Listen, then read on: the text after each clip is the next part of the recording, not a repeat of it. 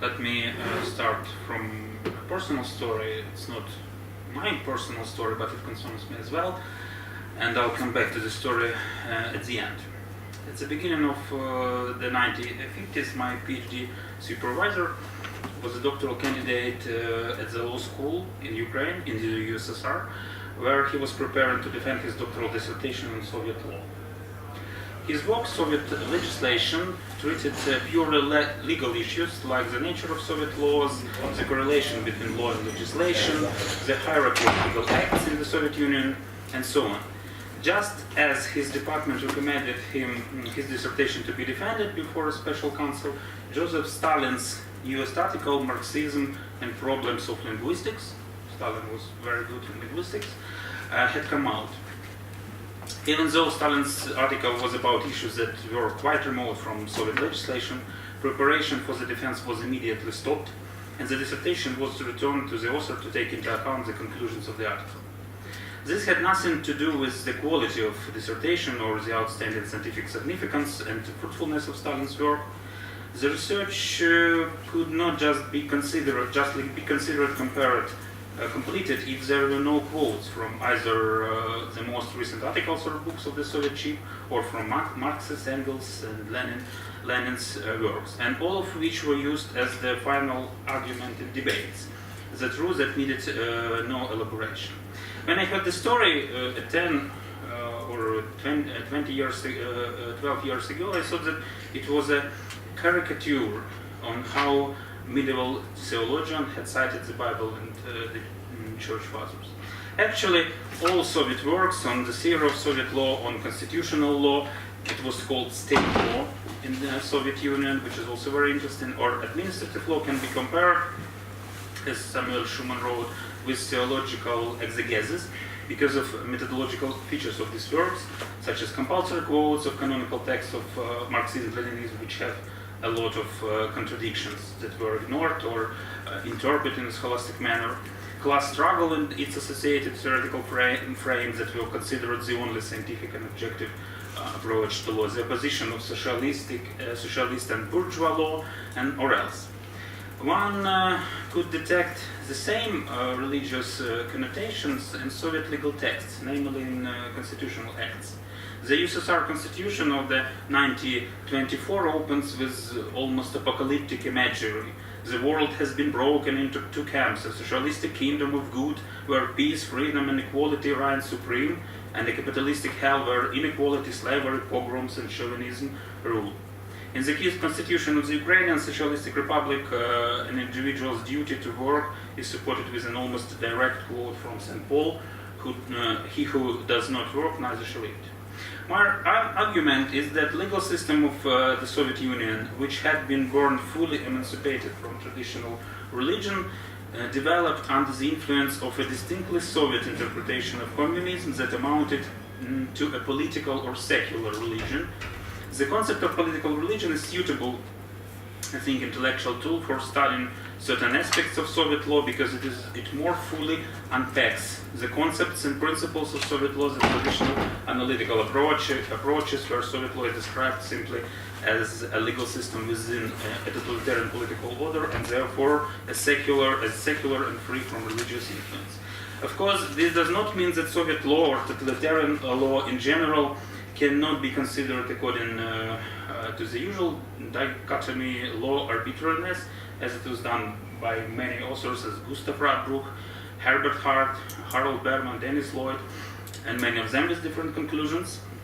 This is a very separate and very serious discussion, but like one example concerning Harold Berman himself. In the 1990s, a translation of his famous book, his most famous book, Law and Religion, the first Law and Religion, the Formation of the Western Legal Tradition, was published in Russia. The Russian language edition was called Western Legal Tradition, Epoch of Formation. The word revolution disappeared from the title of the book because I do think most potential readers would have associated it exclusively or first of all with Russian Revolution, the mythology of which had been rooted in their minds started from fairy tales of Lenin in kindergartens and written classes in primary school. Emilio Gentile writes that in the modern period that occurs a transition from the sacralization of political power through the link to the God to the sacralization of political system. In other words, politics itself acquires the features of religion. The only difference being that the content of religion, according to Eric Vogelin's categories, no longer transcends the world, but becomes immanent to it. Belief or commitment of religious type and a corresponding practice were directed to the things of this world: homeland, humanity, class, race, the past, history, relation between ruler and ruled, and so on. Gentile talks about two forms of the secular religion: civil religion and political religion. Civil religion is an element of liberal political orders where sacralization of political system, important political ideas, events, figures do not prevent pluralism, free competition in the exercise of power.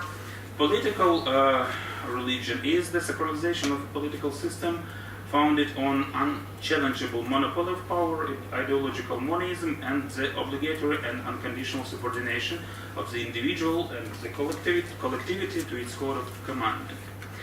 Actually, civil religion and political religion are pure theoretical categories, and between them there are a lot of hybrid models of secular religiosity. At the same time, I do agree that we can examine Soviet communism and the official ideology of Soviet government that's supported by its cults, symbols, rituals, practices, and public institutions as a political religion, learning on which Lenin and his party of Bolsheviks captured and monopolized power. Soviet system was based on sacralization of the state and confidence in the state that was not just a set of public institutions or a machine of ruling.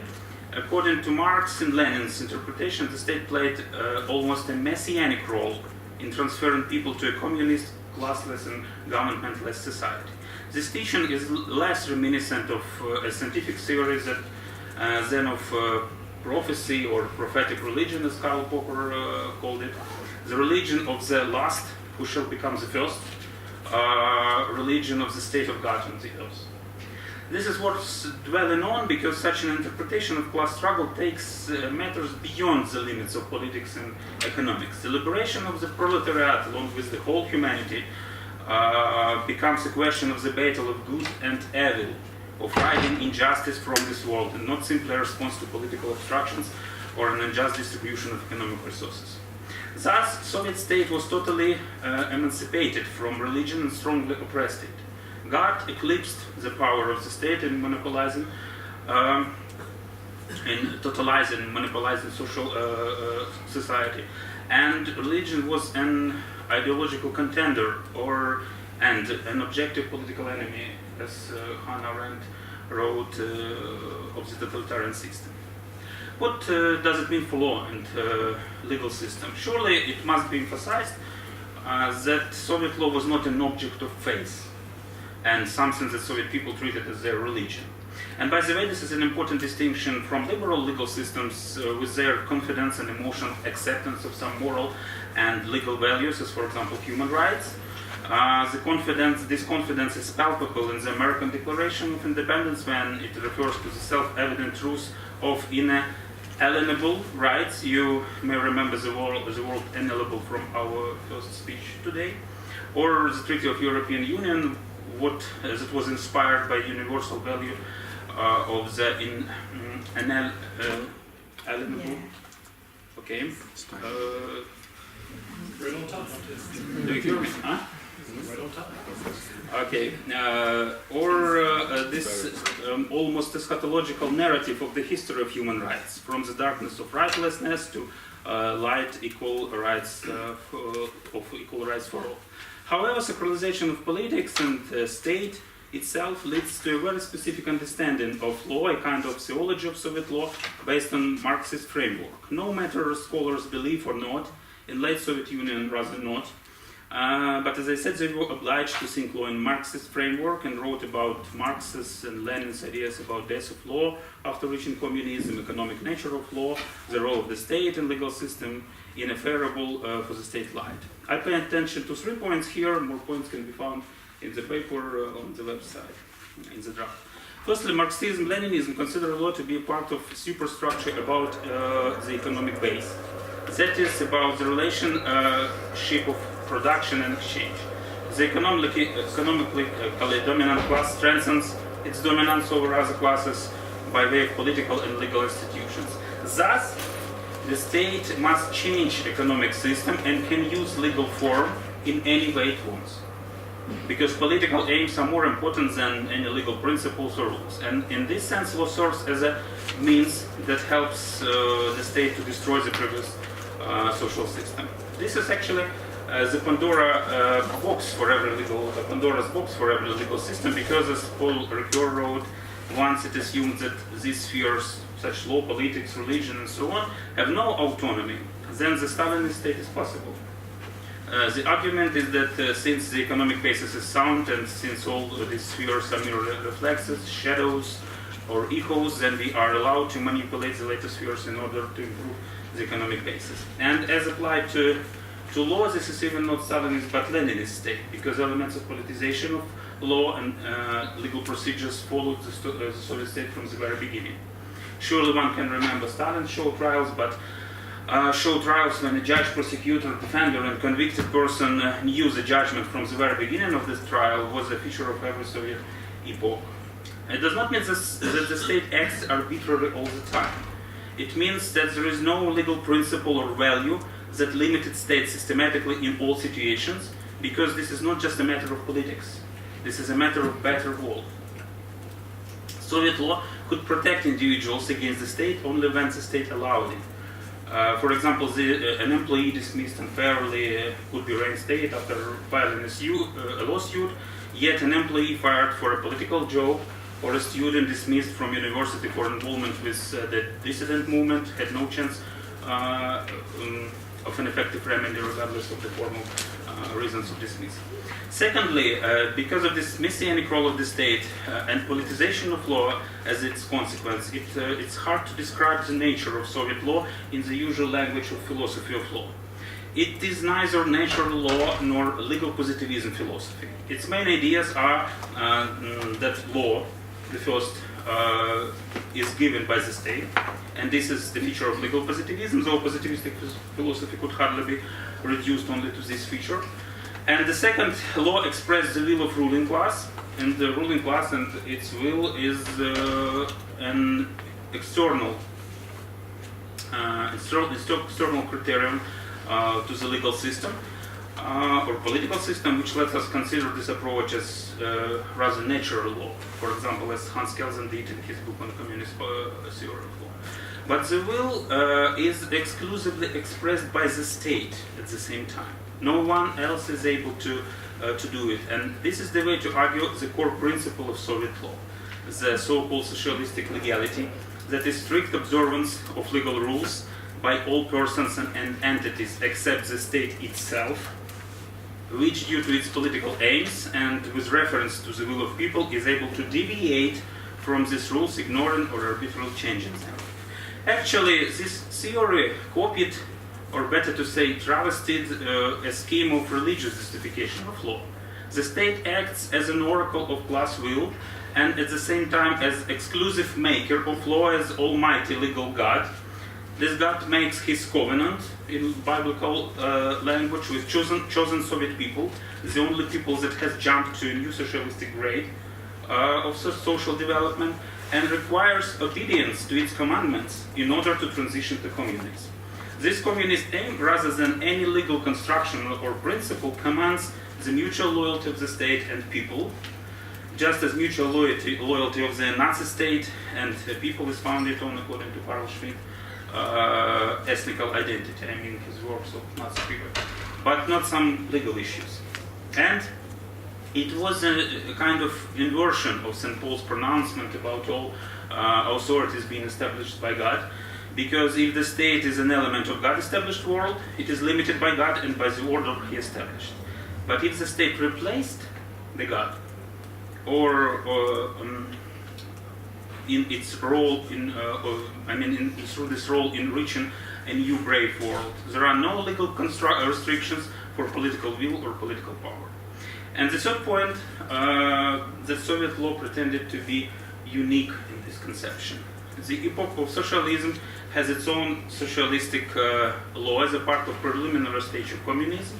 In the majority of conceptions, such law is radically different from bourgeois law or capitalist law.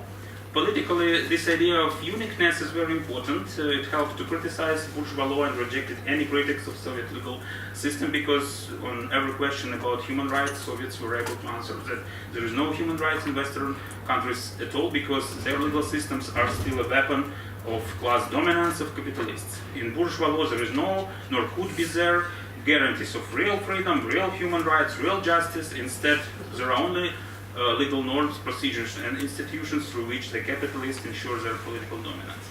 All these points, politicization of laws, socialistic legality, uniqueness, publicness as the right of the state to interfere with any aspect of social and individual life, were not mere philosophical concepts.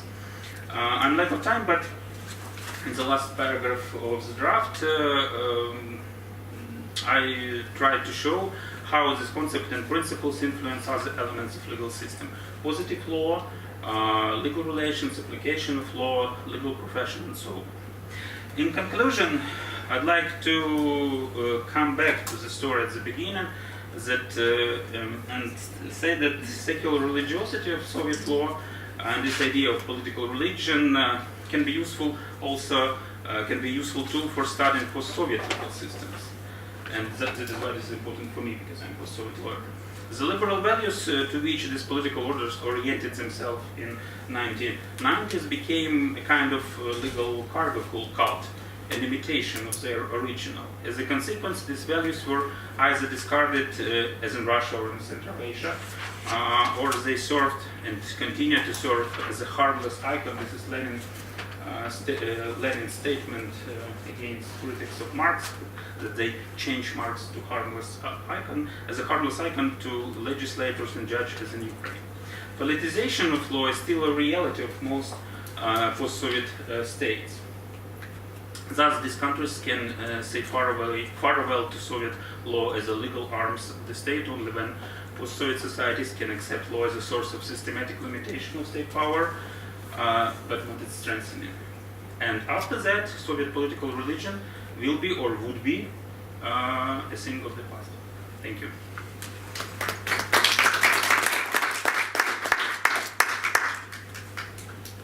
Questions? Your whole talk was really fascinating, but I want to just bring you back to the point that you made at the very beginning, which may be kind of a side point. You mentioned that Soviet legal texts quote Lenin and Marx compulsively, and that interests me because of the parallel phenomenon in other textual legal systems like U.S. constitutional law and halacha. My question for you is, when they quote those texts, do they quote them kind of at the margins of whatever text they're writing, kind of as an introduction or a conclusion, or as a kind of flowery statement to give the text more gravitas? Or, as happens typically when halachic texts quote the Torah or when U.S. judges quote the Constitution, are they doing it really to make a substantive point to ground a particular law? Well, actually, it depends on the period of Soviet Soviet legal science, and on the regime, because there is a big difference between, for example, legal science during Stalin's regime and, for example, late Soviet Union. I do believe that at least the beginning of Soviet era, there were some attempts to, to use Marxist framework substantially, to create a really opposite theory of law, to create a really another, a really opposite by means, by legal techniques, by principles, legal system. Actually, there were even discussions about if there are any legal institutions that of bourgeois law that we can keep in Soviet legal system. Or, for example, Soviet law began not from the Soviet legality actually, but from legal revolutionary legal consciousness. A right, the right of judge or the right of administrative or right of official to decide legal cases based on his or her revolutionary conscience. So it was a kind of opposition to Western law. If we try to examine late Soviet Union, we will see that it's a kind of situation when you just follow these frameworks and try to read something before letters, to read something from really you. It was an interesting situation with famous Soviet and then American, which is actually what is actually a rare situation, American professor of Roman and civil law. He was a professor in Leningrad, and he was dismissed from his professorship because he permitted his daughter to emigrate to Israel. He was dismissed, and after that he emigrated to the United States, became a professor of the Harvard University, and wrote a book, Soviet Law and Soviet Reality, which could hardly be compared with his previous works within the Soviet Union, because all of those works were full of this compulsory quotes of Party, of Lenin, of Brezhnev, and so on and so forth. But the book, or the books actually, written in the United States show that he was not so great communist. So it depends. Thank you for your talk. When you say that the Soviet legal system was a religion, a couple of things. First of all, in what sense is it specifically a religion as opposed to an ideology? And the characteristics that you point to identify it as a religion seem to buy into the traditional Enlightenment critique against religion as a traditional superstitious mode of thinking that builds from a contrast or implicit contradiction between science and religion. So you're working with this word religion in a way that's very metaphorical and is bound up with earlier polemical uses of the term. And I wanted to challenge that usage and ask you to justify it more specifically. Yes, thank you for your question. This is a very good point. Actually, certainly, I don't try to compare Soviet law with some concrete religious tradition, and to say that the Soviet political or legal system, actually political system, first of all, replaced this concrete system, though there are some parallels with Russian Orthodoxy. And as I said, I don't think that Soviet law just literally copied religion. I don't think that religion is something from our dark past and something full of this arguments that were repeated by people from Enlightenment epoch. I just say that Soviet political system, or Soviet politics and Soviet state, and as a consequence Soviet legal system, in some situations copied or even travestied, simplified religious methods or religious means of arguing law, arguing state, and religious frameworks or religious frameworks of ruling social processes. It does not mean that some religions did the same. It means that I just want to emphasize that there are some parallels between these systems, religious and secular.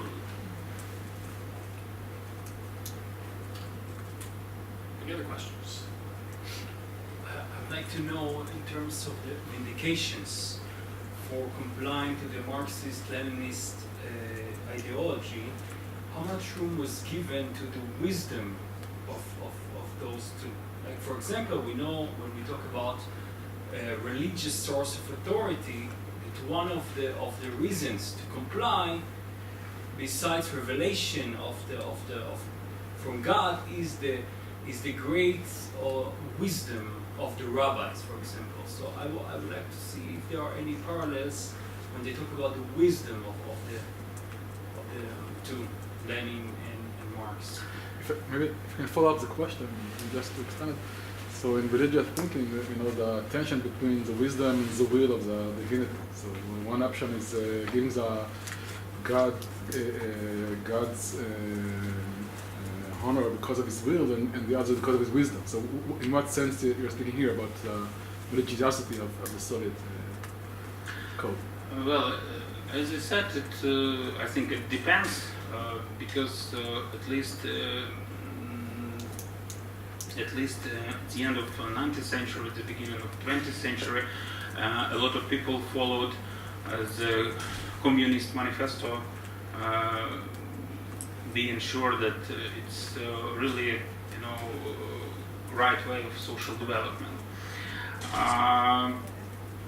Lenin wrote that Marxism is internal because it's true. Marxism conception is internal because it's true. So it's a kind of referring to its wisdom, not only will. At the same time, I do think that any totalitarian system, Soviet system, on some stage, especially when Stalin regime stopped any discussions within Marxism and just took part of some interpretation. It was not only the problem of legal area, it was in art, in politics, in other social areas. It became a kind of will. So you just need to follow this framework because there is a framework, and state supported this model of thinking, this frames, and you just follow them. So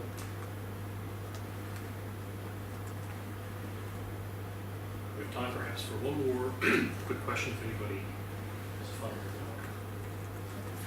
If I can elaborate more of what I said. So the compliance was, there was of course the dictatorship aspects of that, but when was I asked whether there was the aspect of you should comply because they are much smarter than you. You have no ability to comprehend the wisdom of Leninism, Marxism, for example. Do you see it as a vindication for compliance? yes, sure, I understand.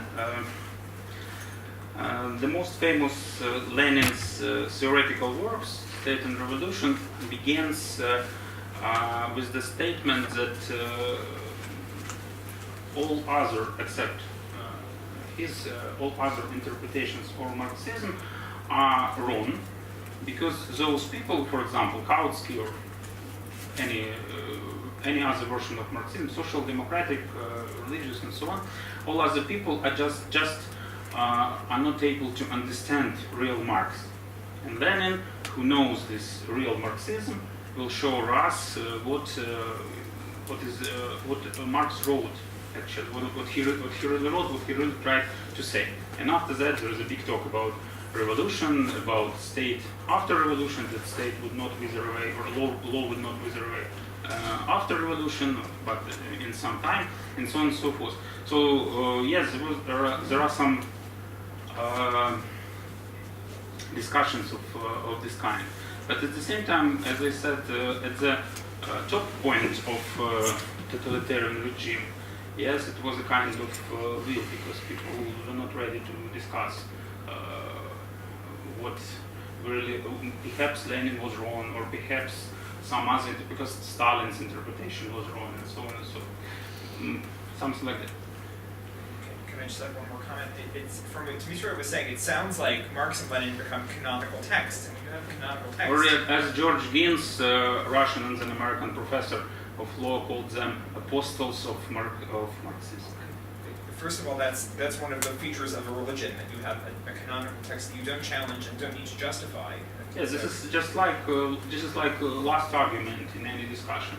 You don't need to search for another argument to this argument. It was enough that if you find something in Marx's text, and this was a real problem because it was an attempt to implement political texts of some persons, as Lenin or Marx or Engels fully, including all letters, including all notes, including political texts, and so on. And there are some misunderstanding, and there are some contradictions within these texts and between Marx and Lenin, for example, between Marx and Engels, and so on. So the task was to build some system based on this text, but not to say that Marx was wrong here, but what was right here. You just don't understand. Marx was right every time, but you don't understand this more. If I could quickly add, there are religions that don't use canonical texts, and Right. there are ideologies that have canonical texts and that have nothing else to do with Right, religion. I'm just saying that's one, when we talk about Soviet law as a religion, that's one common feature of some religions that you could point to as a religious feature of Soviet, right. Not that's a necessary feature of religion, but it's one common feature that many religions have. Thank you very much. It's the way that